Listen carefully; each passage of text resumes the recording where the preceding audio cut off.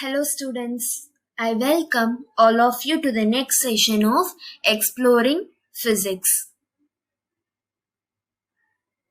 In last class, we saw about the concept of force, definition of force, and you know what are the factors affecting force and thrust and pressure. Now you differentiate between what is thrust and pressure exerted by air, atmospheric pressure, and we saw forces in liquids, that is buoyant force of a liquid and pressure exerted by liquids. Today the topics to be discussed about Pascal's law, applications of Pascal's law, surface tension, application of surface tension, viscous force or viscosity.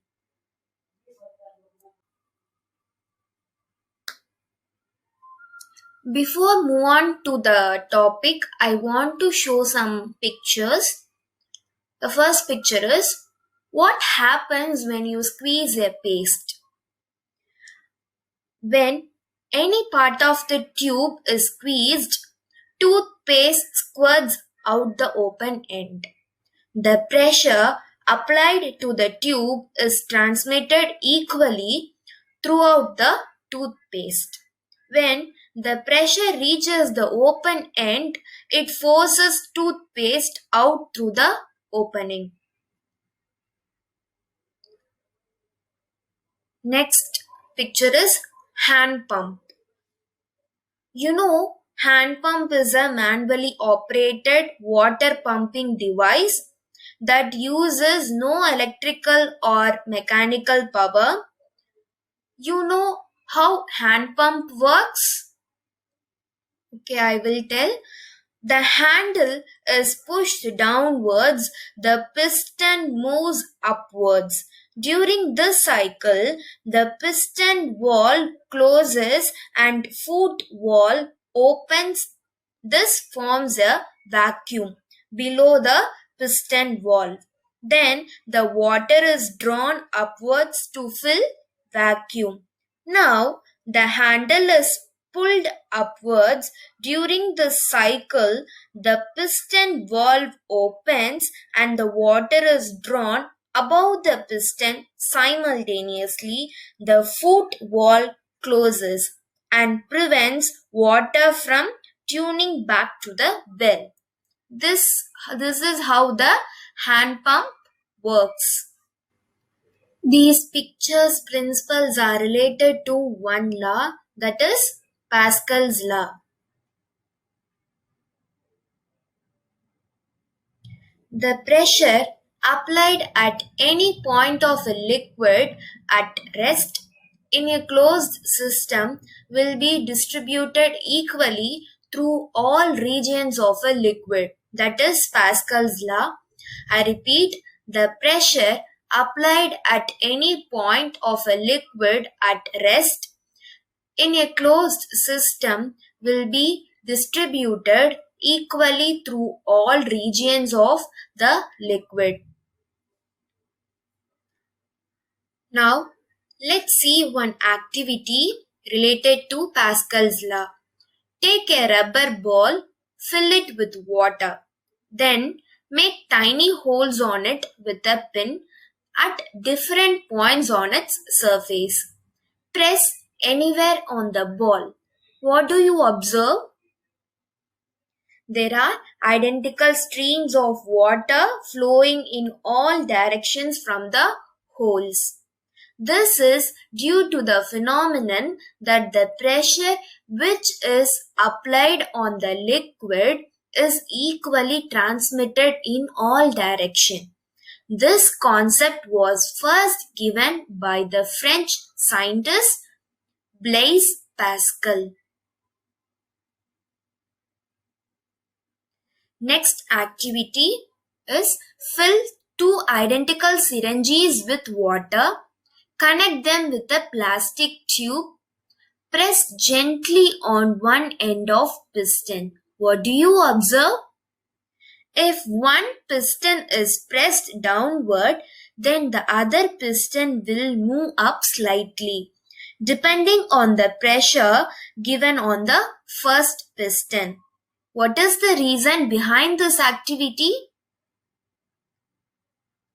The reason is the pressure exerted on a liquid at rest is transmitted equally to other portions of the liquid. Now, we will see the applications of Pascal's law. Some of the following examples highlight their working according to Pascal's law. First example is in an automobile service station, the vehicles are lifted upward using the hydraulic lift, which works as per Pascal's law. Next is the automobile brake system also works according to Pascal's law. See, there are types of braking system in an automobile.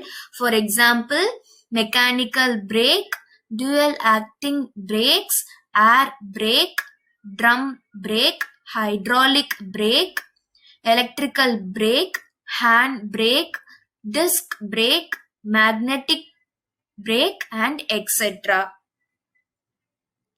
Next one is hydraulic press. Hydraulic press is also used to make the compressed bundles of cotton or cloth so as to occupy less space. This also works as per Pascal's law. Now, watch the video for better clarification about Pascal's law.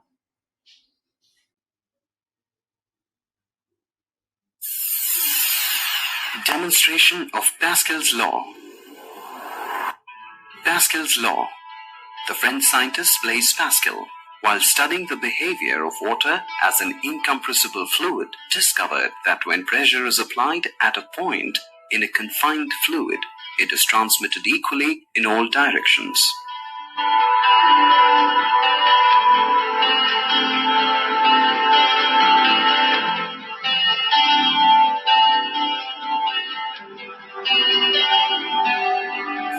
Take water in a flask fitted with an airtight piston and having a number of side tubes.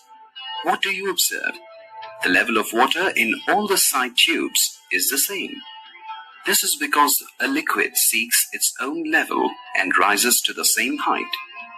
Now push the piston through some distance. The level of water in all the side tubes rises through the same height. Why does water rise through the same height in each side tube? This happens because the pressure applied at one point in the liquid is transmitted equally to every other point of the liquid. This proves Pascal's law.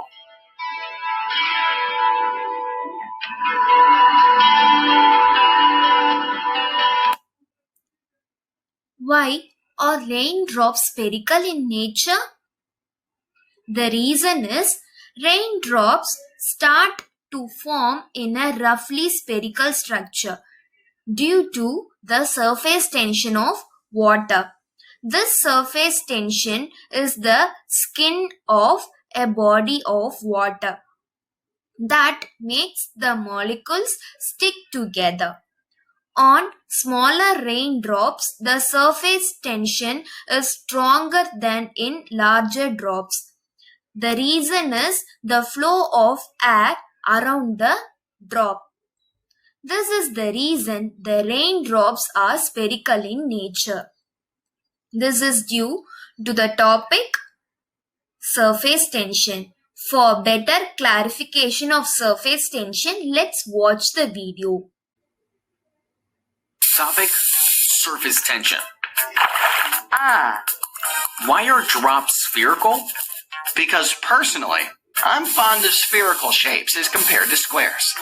Nah. It is because of surface tension. Surface tension is the property of liquids by which surface molecules of a liquid try to hold the liquid together by acquiring minimum surface area and acting like a stretched membrane. You know what? Everything just went over my head. All right, I'll explain. Inside a drop, each water molecule is pulled with a force by its neighboring molecules. As these forces are equal and opposite, they get neutralized. However, the molecule present at the surface is not attracted outwards. It is attracted only inwards and sideways. Sideways forces get neutralized, but because of the inward force, each surface molecule contracts to form a shape that has minimum surface area, which is a sphere. Surface tension. Surface tension is the property of a liquid. The molecules of a liquid experience a force which contracts the extent of their surface area as much as possible so as to have the minimum value. I repeat, the molecules of a liquid experience a force which contracts the extent of their surface area as much as possible so as to have the minimum value. The amount of force acting per unit length on a surface of a liquid is called surface tension. The amount of force acting per unit length on the surface of a liquid is called surface tension. The unit of surface tension is Newton meter power minus 1. I repeat, the unit of surface tension is Newton meter power minus 1. Now, let's see the application of surface tension. Water strider insect slides on the water surface easily due to the surface tension of water. During a heavy storm, sailors pour soap powder or oil into the sea near to ship because to decrease the surface tension of sea water. This process reduces the impact of the violent water current against the hull of ship.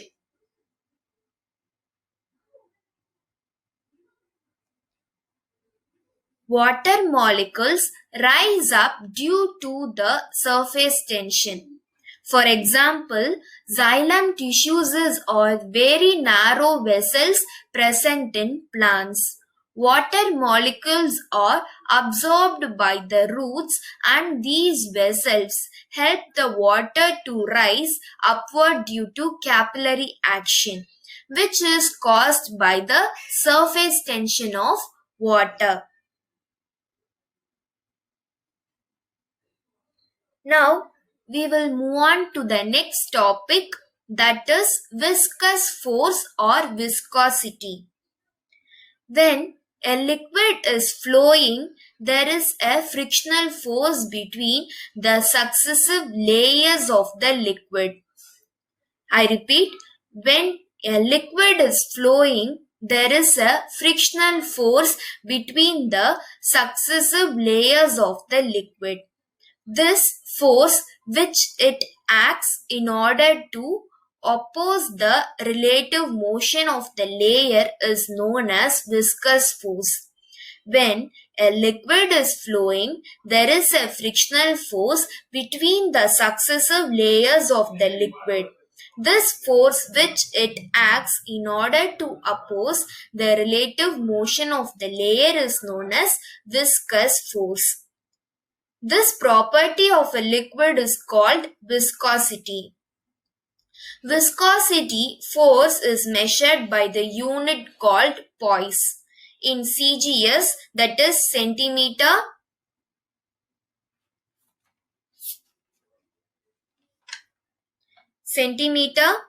gram and second, and kg meter power minus 1, second power minus 1 or Newton second meter power minus 2 in SI.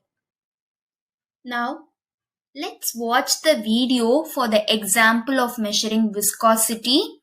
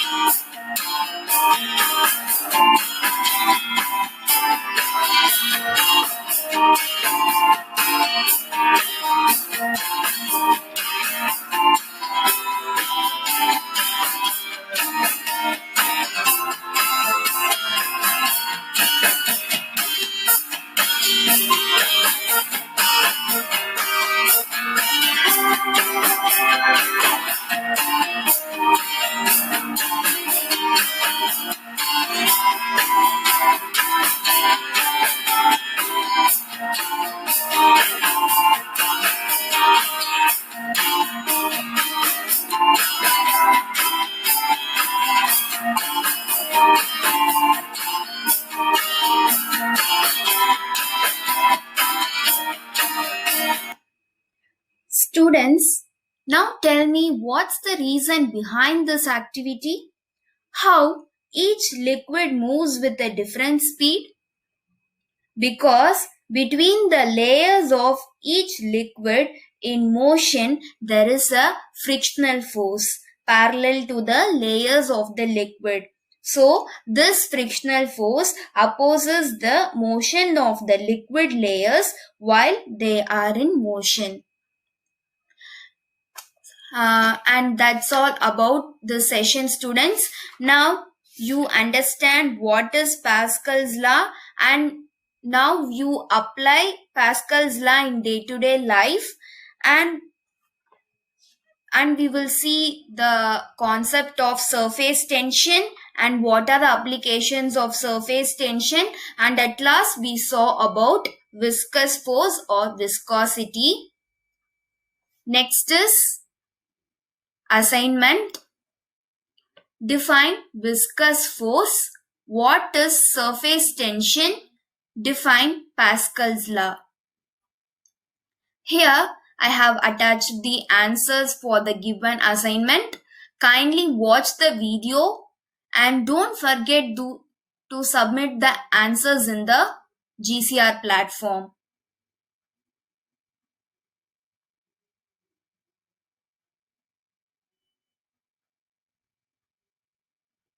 Thank you for your attention.